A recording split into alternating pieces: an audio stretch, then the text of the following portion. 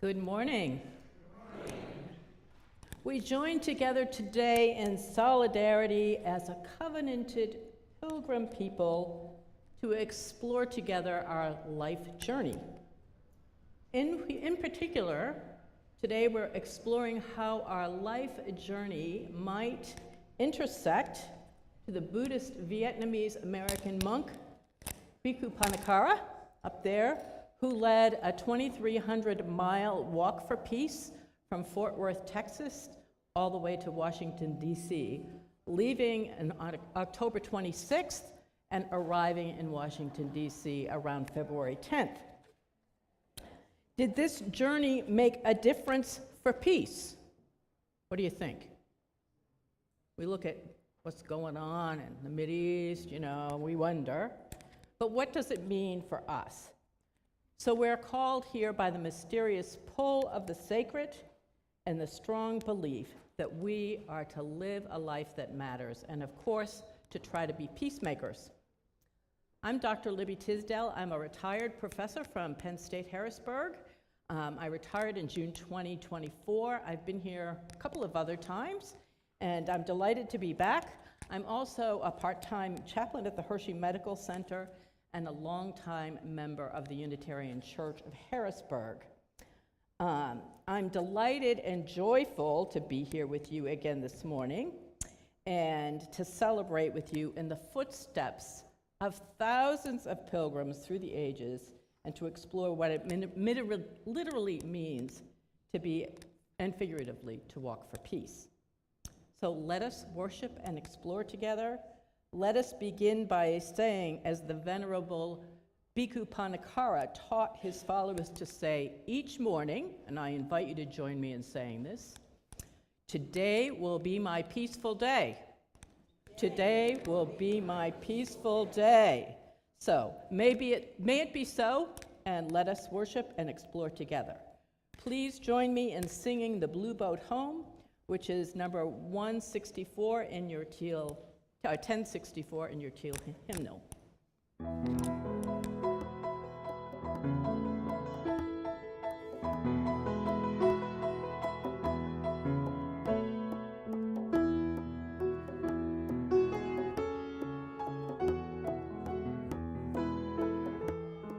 These mountains and plains far away from the rolling ocean, still my dry land heart can say, I've been sailing all my life now, never harbor a port have I known. The wide universe is the ocean I travel, and the earth is my blue.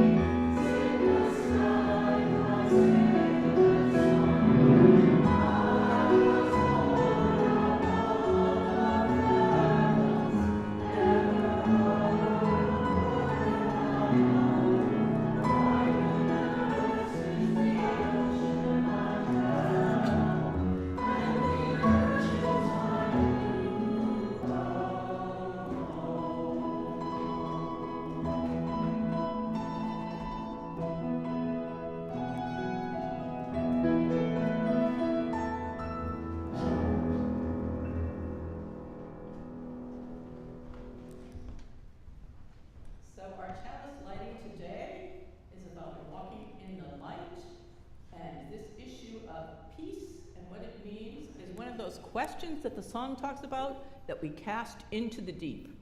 So think of that. So we light this chalice as a beacon of hope. As we kindle this flame, we remember that we do not walk alone.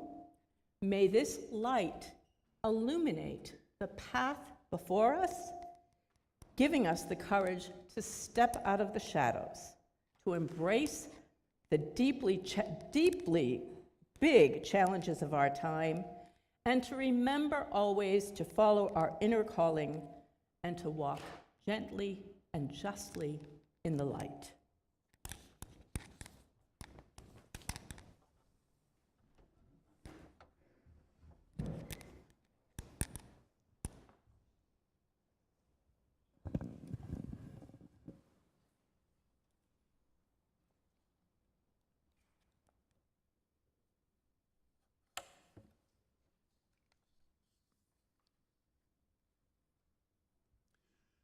Good morning, everyone. Welcome to the Unitarian Universalist Church of Lancaster on this beautiful Sunday morning. My name is George Herizer. I will be the worship associate this morning. It's wonderful to have you here with us, no matter the weather. It's not as sunny as what I thought it might be, but that's okay. We do need the rain. We here at UCL are a place of liberal religion in Lancaster County. We gather together today to celebrate the transformative power of religious community. Whoever you are, wherever you live, whomever you love, whatever you do for a living, you are welcome here at UUCL, whether here in person or online.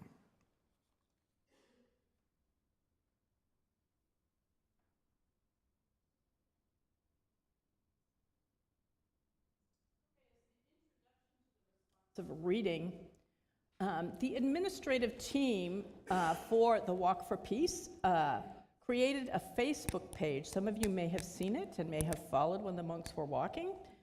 So the following responsive reading was written by the administrative team for the Walk of Peace and was posted in the last 2 weeks on that Facebook page.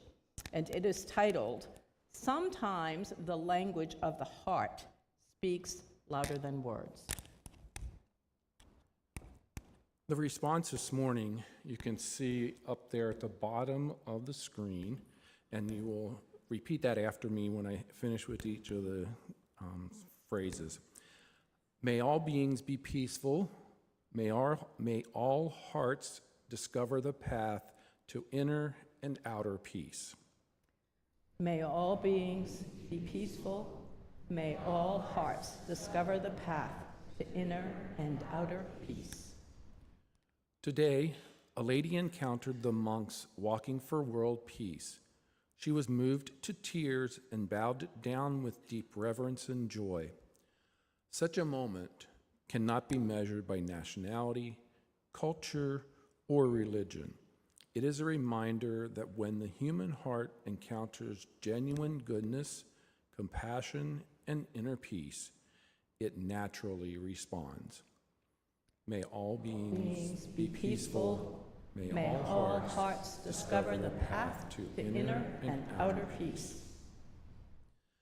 The Peace Walk is not merely a journey across countries and continents. It is a journey into the human heart. Every step taken with mindfulness, loving kindness, and selflessness becomes a silent message that true peace begins within. When we overcome greed, anger, and delusion in our own minds, we contribute to peace in the world. May all beings be peaceful. May all hearts discover the path to inner and outer peace. The tears of joy we witness today are not simply an emotional response. They reflect the universal longing for goodness, harmony, and peace that exists within every human being. No matter how many challenges arise along the path, moments like this remind us why we continue. Peace is not just an ideal, it is a living reality that can be awakened in every heart, one step at a time. May all beings be peaceful. May all hearts discover the path to inner peace.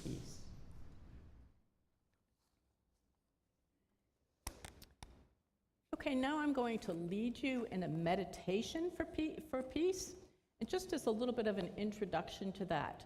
So, Bhikkhu Panakara, I was actually, I met the group in Washington. I mean, me and 100,000 other people. He did a number of talks along the way, along the journey, and one of the things that he said is mindfulness is a practice. And you do, it's not a perfect, it's a practice, right?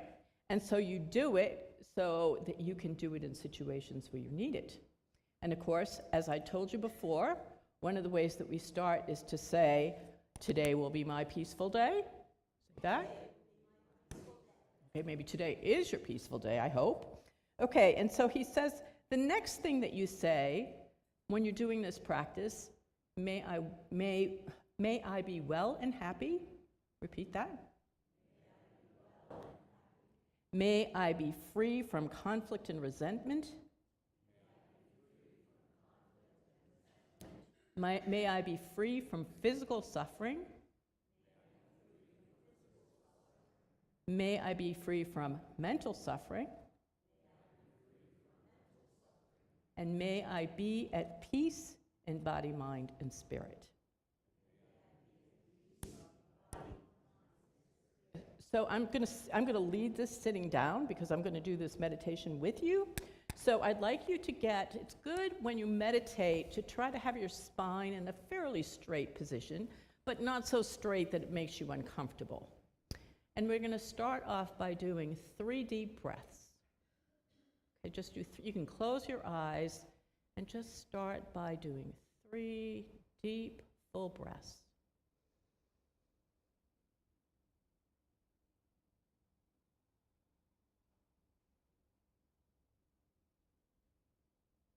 Two more.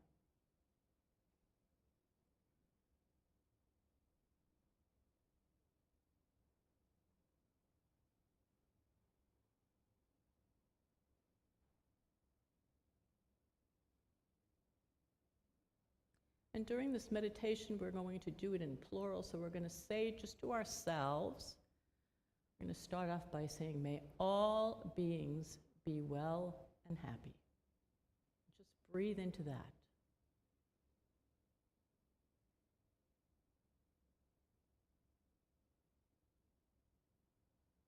Deep, full breaths.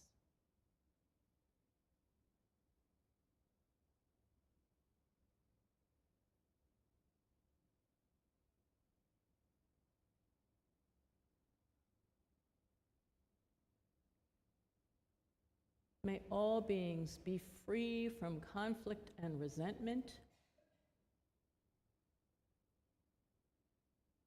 Deep breaths.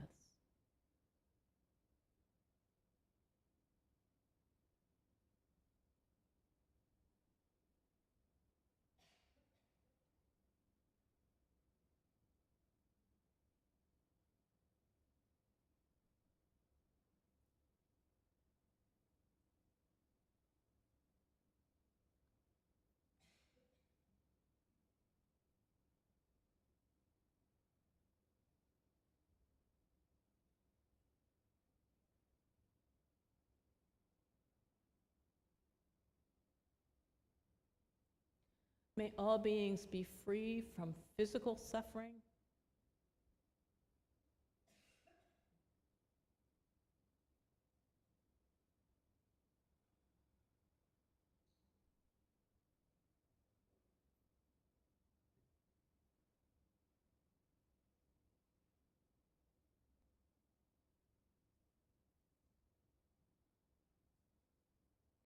May all beings be free from mental suffering.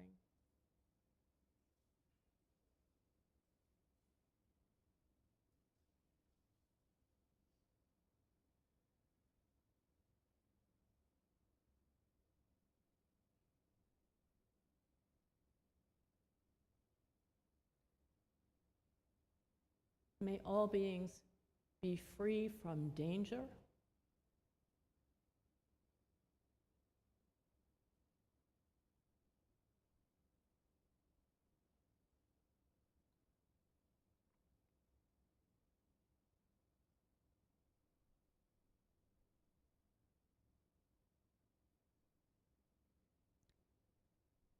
And may all beings be at peace in body, mind, and spirit.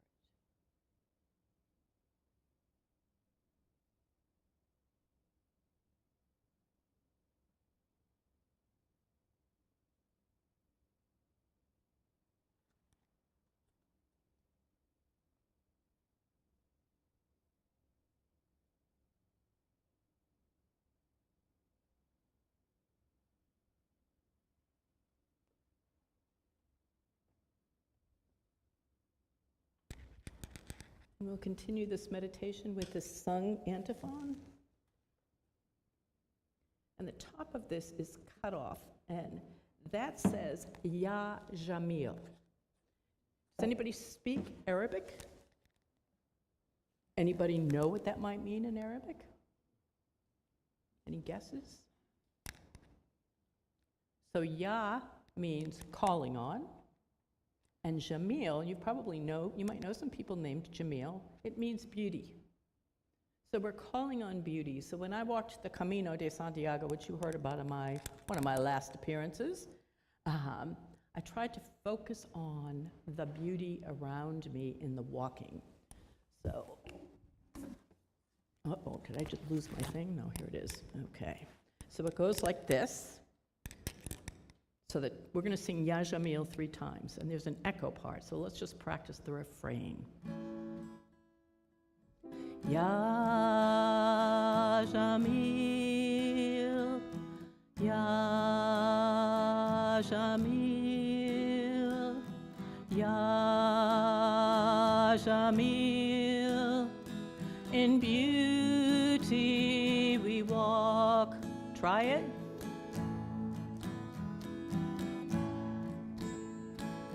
Ya Jamil, Ya Jamil, Ya Jamil, in beauty we walk. One more time, and I'm going to do an echo part. Ya Jamil, Ya Jamil, Ya Jamil, Ya Jamil, Jamil, in beauty we walk, with beauty before and beauty behind us and beauty all around us. In love we walk. Ya Jamil? Ya Jamil, Ya Jamil, Ya Jamil, in beauty we walk, with beauty above and beauty below and beauty within us. In love we walk. Ya Jamil? Ya Jamil, Ya Jamil, Ya Jamil,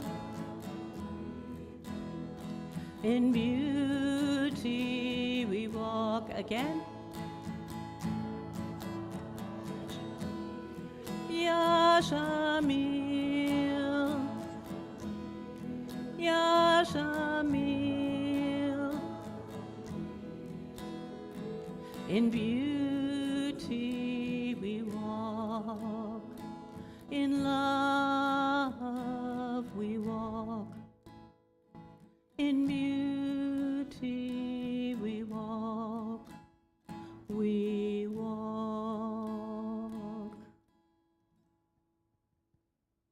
Beautiful. So, I have all these electronic devices today, so now I have my sermon notes on my phone.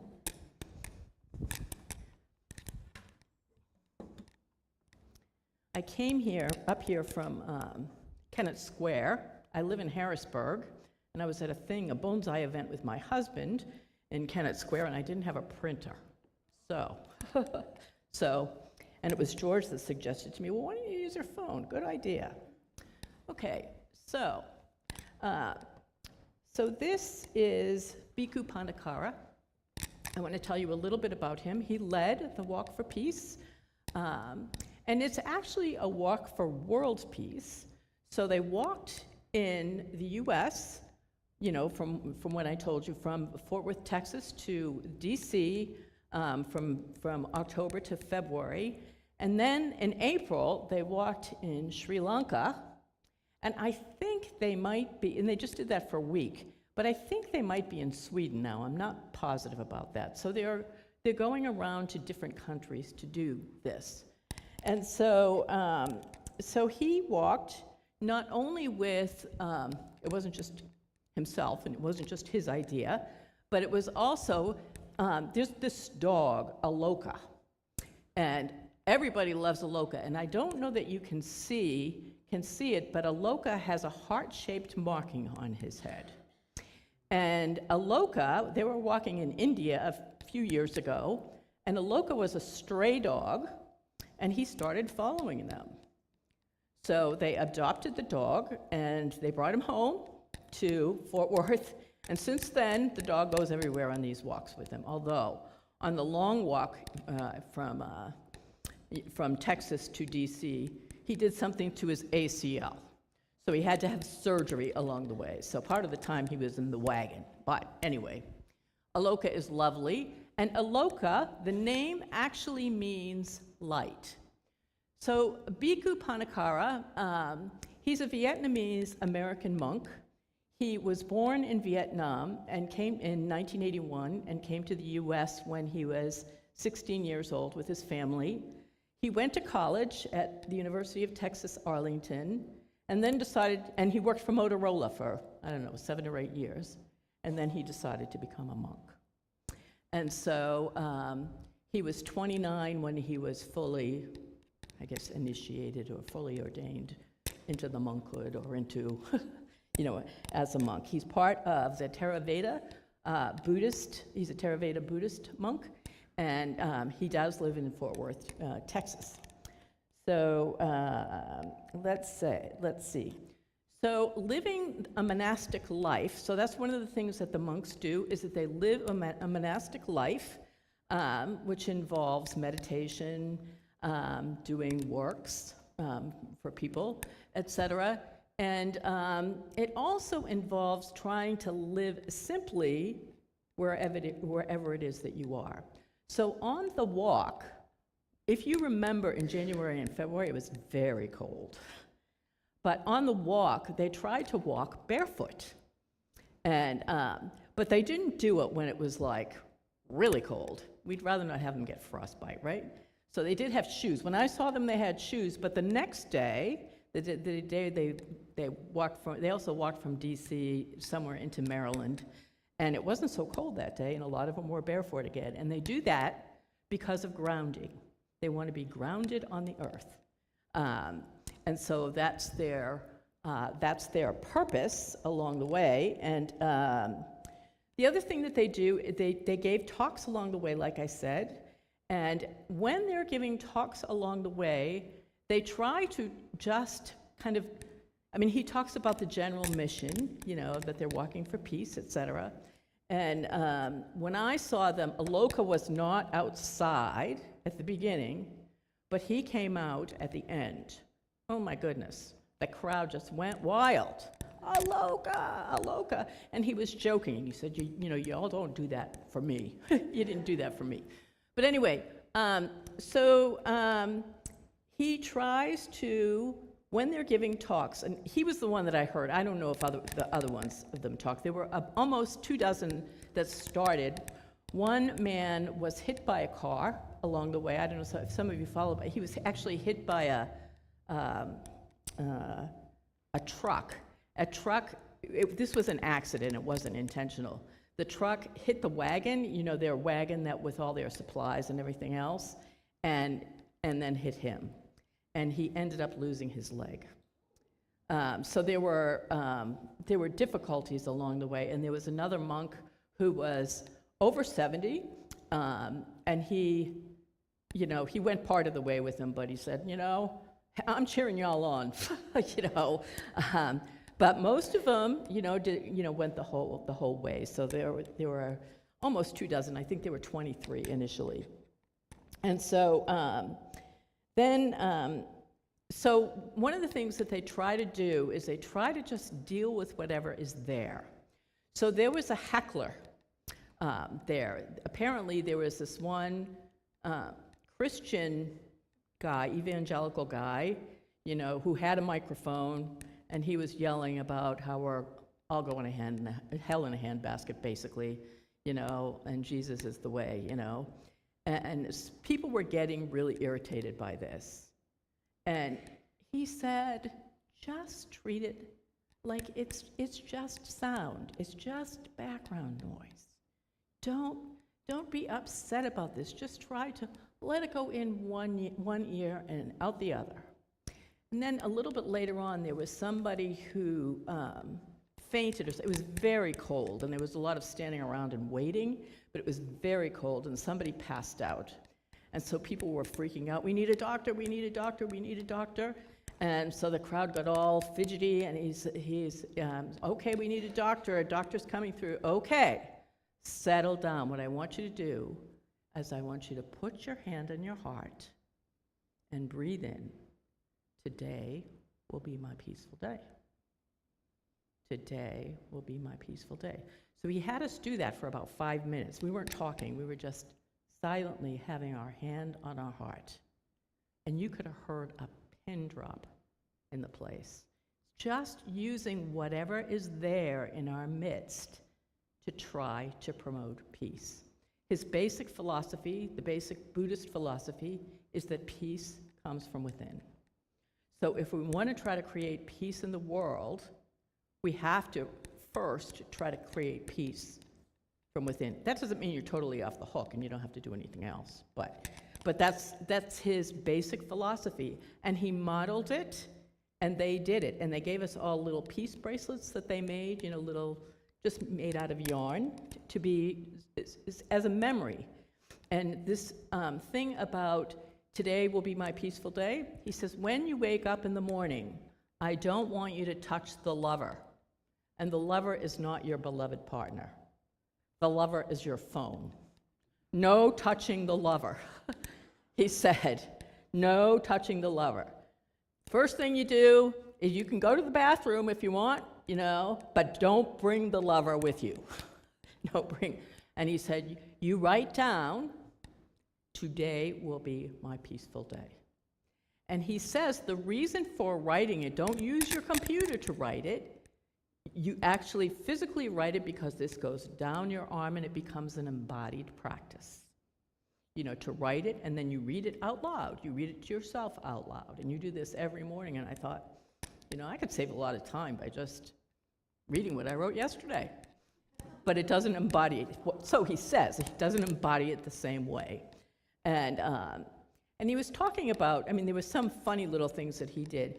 He said, so you go to the bathroom and then you brush your teeth.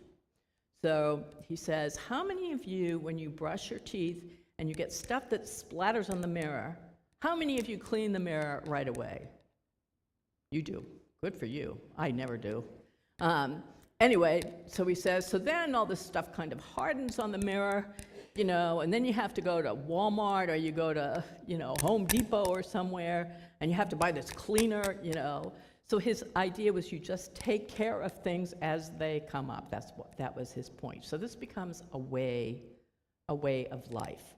So that was some of what he was advocating. And they do the mindfulness practice, and they also practice metta, which is the same thing. Metta is basically loving kindness meditation. You've probably done that before here, right? You've done that before, where you start off by wishing yourself, telling yourself that you love yourself, and then you offer love to somebody that you love and that you know loves you, and then you do the same thing for somebody that you feel neutral about, and then you do someone that you don't feel that great about. Now, I tell people, let's not try to do, a political figure that you don't like, because sometimes that's too hard. Maybe you can start with, maybe somebody that you love but you're kind of mad at, or something like that. But these are daily practices that they do over time. So it becomes a practice, so that when you need it in places like when a crowd is getting wild, how do I cultivate peace in the moment? And it becomes easier because you've practiced it. I love the fact that Aloka's name means light. So hang on to that Aloka actually means light. And I don't think, he obviously didn't come with that name because he was a stray, so I think Aloka has found his mission in life, He's a happy boy. So I just wanted to talk about some of the personal effects on me, and that's me, obviously. This is at the National Cathedral on the left here. I realized I didn't have any pictures except this one picture, which isn't that great, of my brother.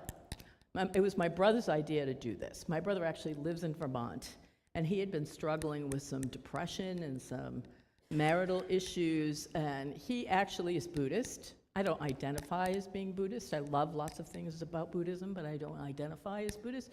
And so he called and said, "You don't live that far from D.C., so do you want to go see the monks in D.C.?" So all of us, I think, suffer from listening to the news, and the news is so often so depressing. And I'm pretty good about keeping a positive attitude. But in the dead of winter, and the news is not good, well, my positive attitude was kind of waning. And my brother was having a lot more depression problems. I was kind of worried about him, actually. So off we go to D.C.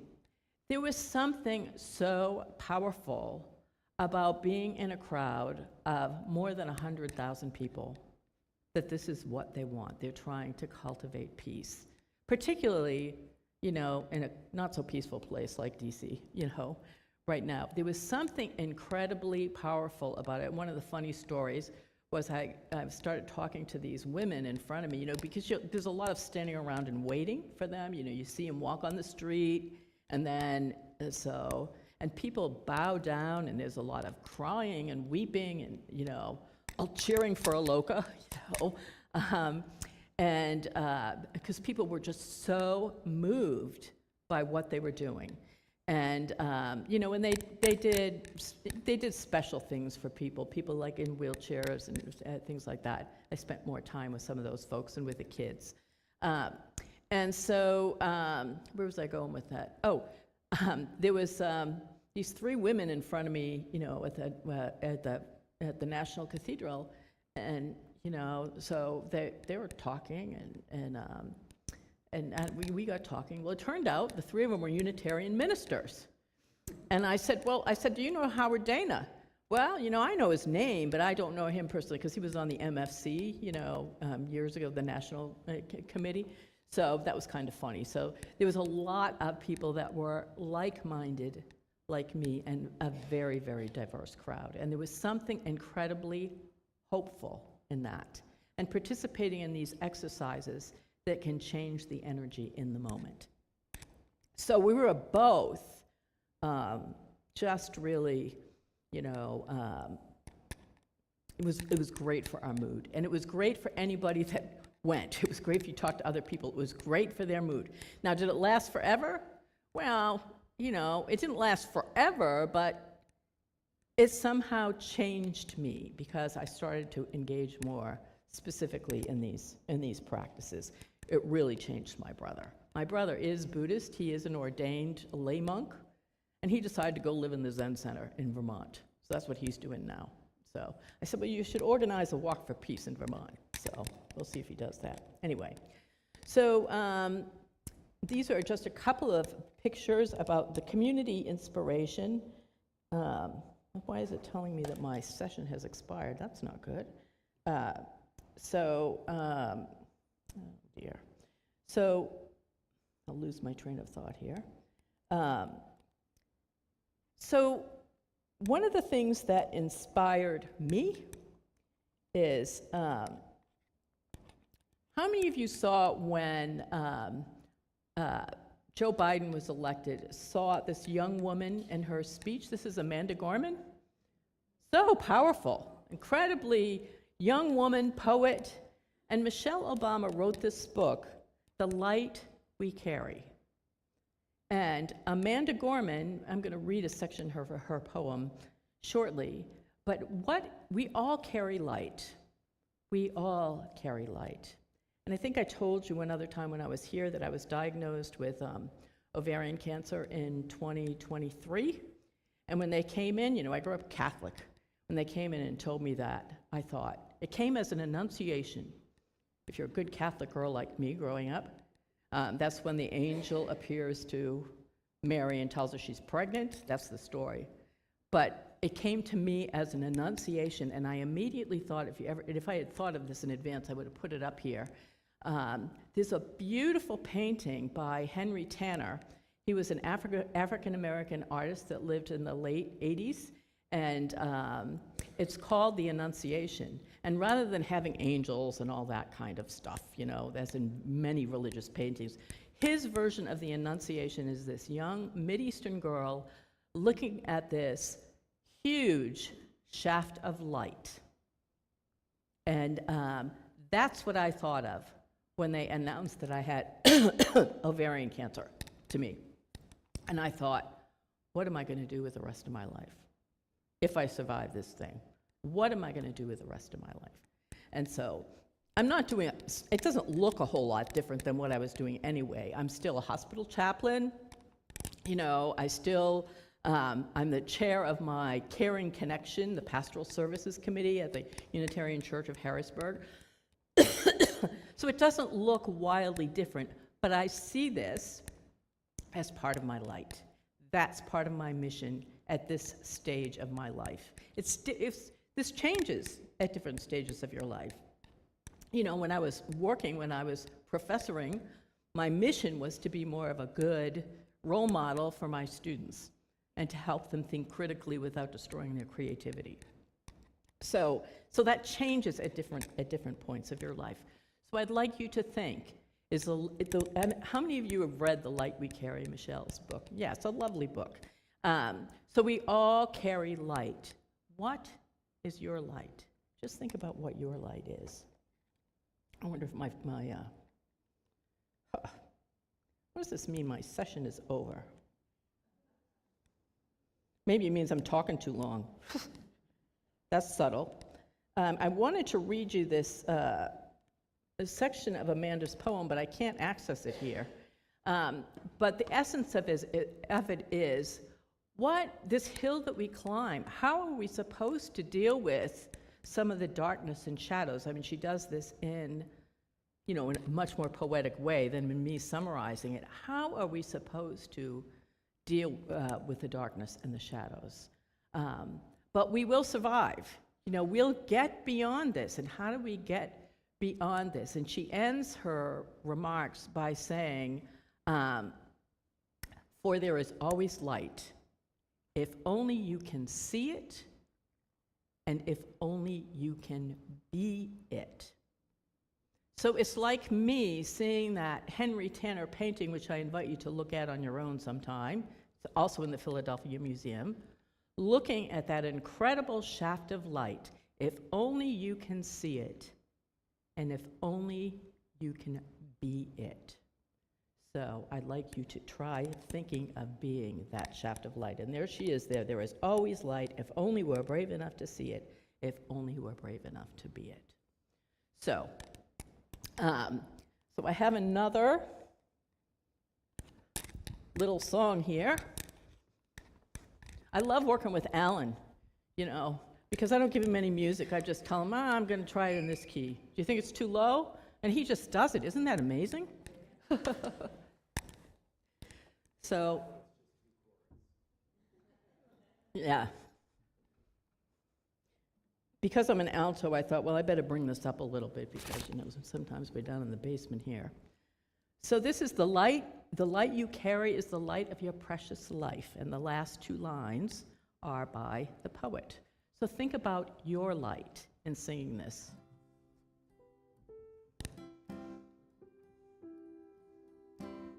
The light you carry is the light of your precious life.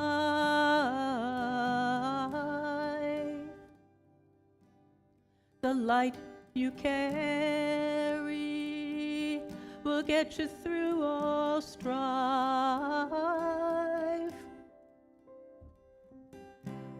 The light you carry, it'll shine so bright. As the poet says, if only you can see it and are brave enough to be it. As Amanda says, if only you can see it and you're brave enough to be it. Everyone? The light you carry is the light of your precious life.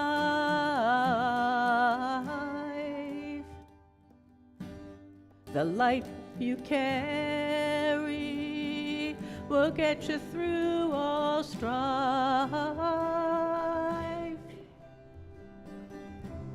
The light you carry, it'll shine so bright. As the poet says, if only you can see it and are brave enough to be it.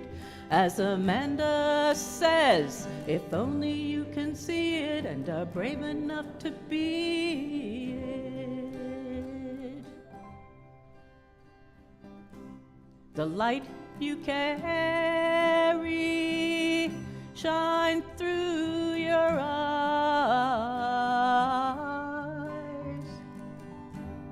The light you carry, it'll never ever die.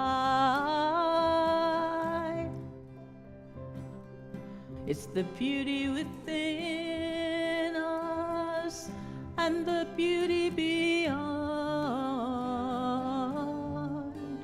As the poet says, if only you can see it and are brave enough to be it. As Amanda says, if only you can see it and are brave enough to be it. Everyone? The light you carry is the light of your precious life.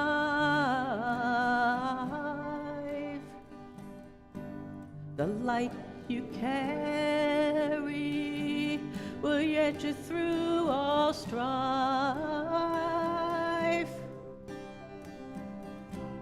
The light you carry, it'll shine so bright.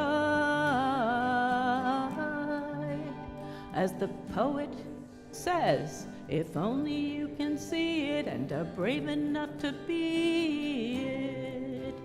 As Amanda says, if only you can see it and are brave enough to be it. The light we carry is the light of our precious together lives. The light you carry helps our hearts align.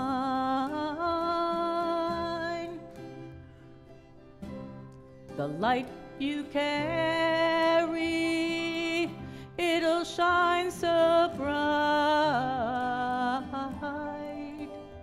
As the poet says, if only you can see it and are brave enough to be it. Everyone? As Amanda says, if only you can see it and are brave enough to be it. Everyone? Loud. The light we carry is the light of our precious lives.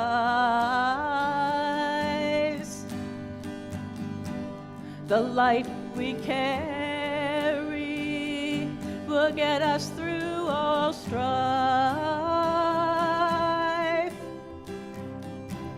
The light we carry,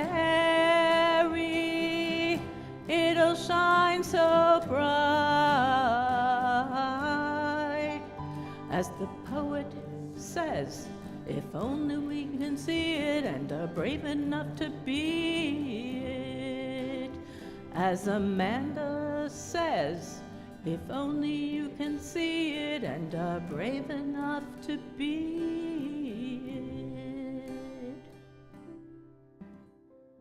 So be brave enough to be that light.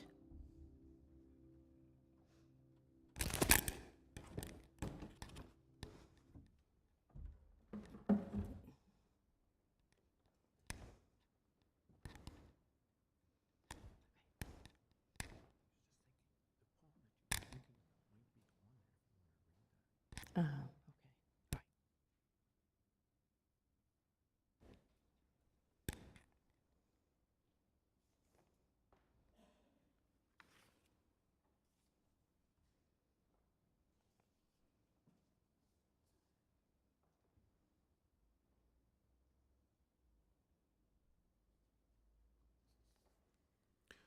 The reading today is actually an excerpt from The Light We Carry by Michelle Obama. I believe that each of us carries a bit of inner brightness, something entirely unique and individual, a flame that's worth protecting. When we are able to recognize our own light, we become empowered to use it. When we learn to foster what's unique in the people around us, we become better able to build compassionate communities and make meaningful change. One light feeds another. One strong family lends strength to more. One engaged community can ignite those around it.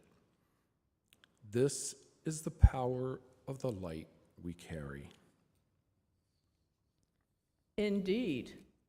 So let us celebrate the light we carry. And when you go downstairs for coffee, make sure you tell somebody what their light is in case they don't know.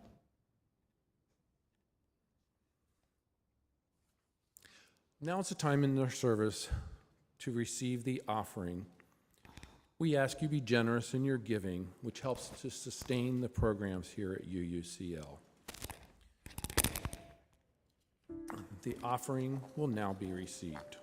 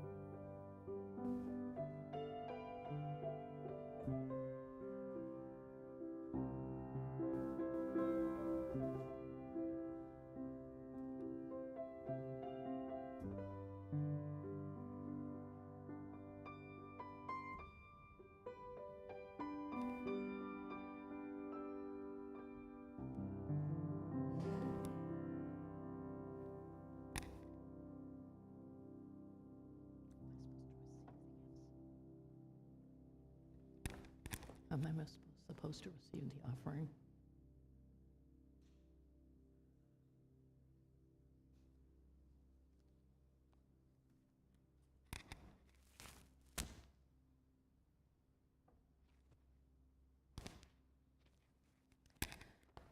Now is the time in our service for our community to silently offer its reflections on joys or sorrow by coming up the center aisle and then putting a stone in the sand representing your joy or sorrow.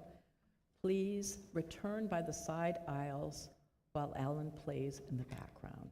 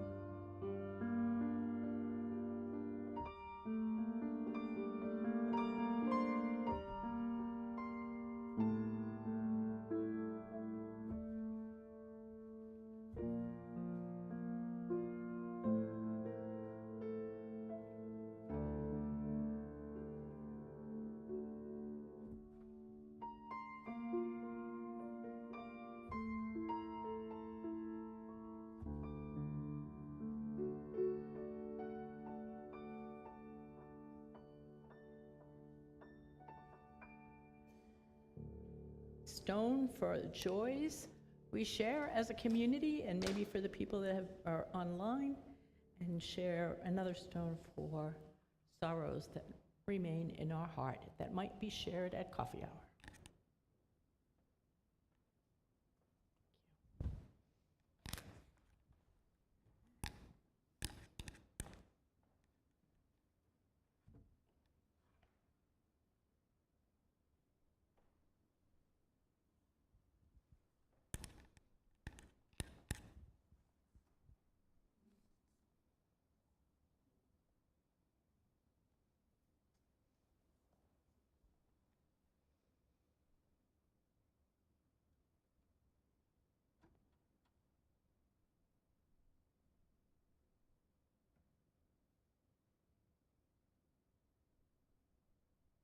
And in the silence, let us contemplate the power of the incredible light we carry in this community. So as you're sitting here in silence, just think of some of the light and the people that you know in this community.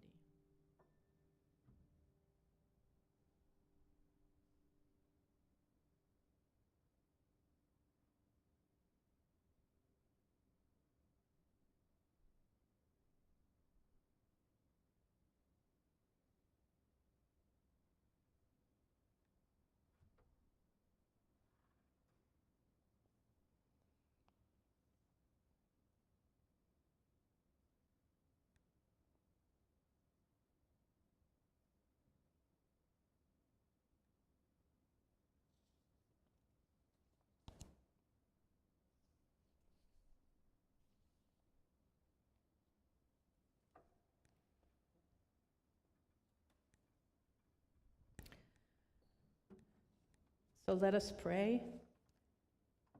O Spirit of life, great mystery, each of us is on this journey called life, and we are living in very strange and uncertain times. Help each of us live a life by remembering that we are connected to a sacred source and to each other by virtues of being carriers of light. Even in these discordant times, help us to remember, as the poet Amanda Gorman says, for there is always light, if only you're brave enough to see it, and if you're brave enough to be it. Help us to remember to begin each day by writing and then saying, today will be my peaceful day. Help us to live our lives with intention as much as possible, grounded in earth and in nature, at the same time that we connect to the heavens and to the wind and air and something much bigger than ourselves.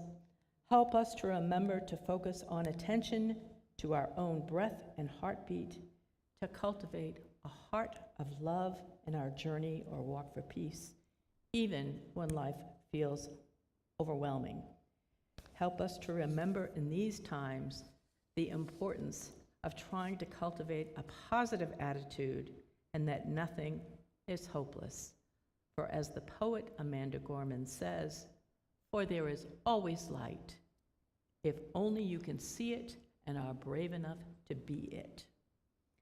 Finally, help us attune both to our hearts and the spirit of the moment and to the magic of nature, to breathe into the fire and courage of our own hearts, to remember to walk in the light, to take action when necessary, recognizing that sometimes meditation and walking in the light itself is an action.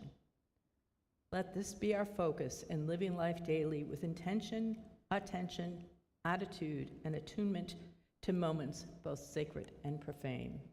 As the poet Amanda Gorman says, and join me, for there is always light if you're only brave enough to see it and brave enough to be it.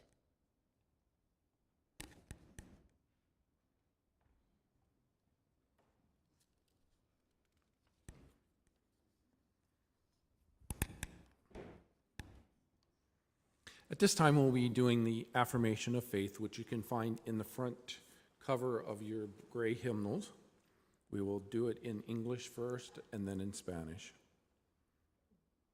Love is the spirit of this church, and service is its gift. This is our great covenant, to dwell together in peace, to seek the truth in love, and to help one another. El amor es el espíritu de esta iglesia, y el servicio es su ofrenda. Este es nuestro gran pacto, al convivir unidos en paz, al buscar la verdad en amor, y ayudarnos unos a los otros. And at this point, we don't have any announcements per se, but we do invite you down to coffee hour, which will be downstairs. And I'm not sure if it will be in Emerson or if it will be in Founders, but Emerson? Okay. And I was just down there earlier this morning, and the floor is fantastic looking. So you can check that out too. That was just done recently. And please join us in the closing song, none other than This Little Light of Mine, of course, which is in your great hymnal number 118.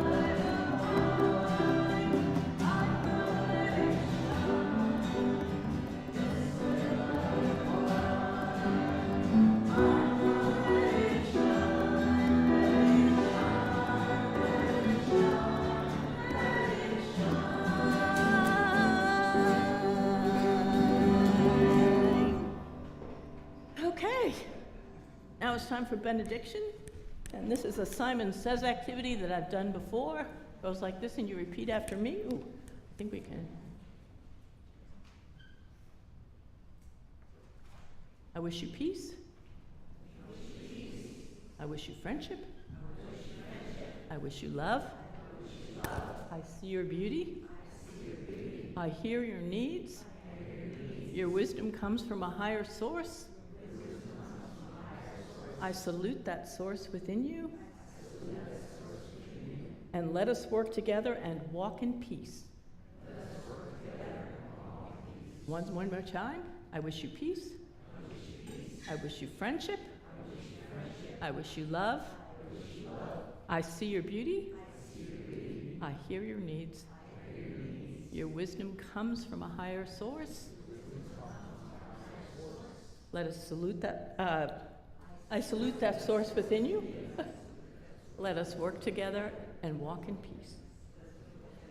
And now we'll do it silently and do the motions and just feel the power of the silence.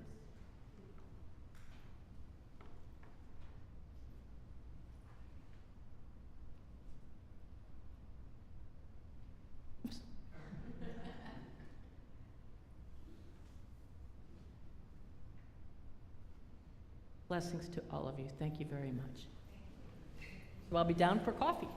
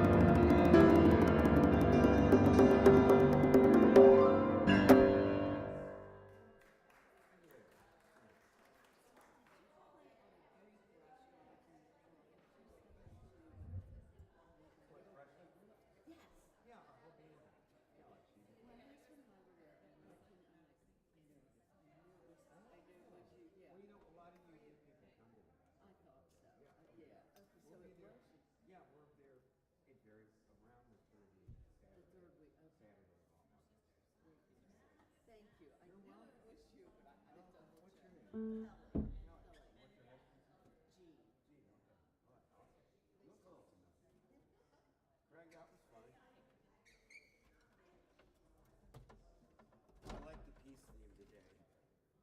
Need that with all the crazy. I like the peace theme today. With all the crazy going on. So Alan, you look like you're looking at music. I know you're not looking at music when you're doing that, right? I mean, which one? To the last. I mean, not really. No, I mean, sometimes I'm watching the lyrics when we're doing it. I've done that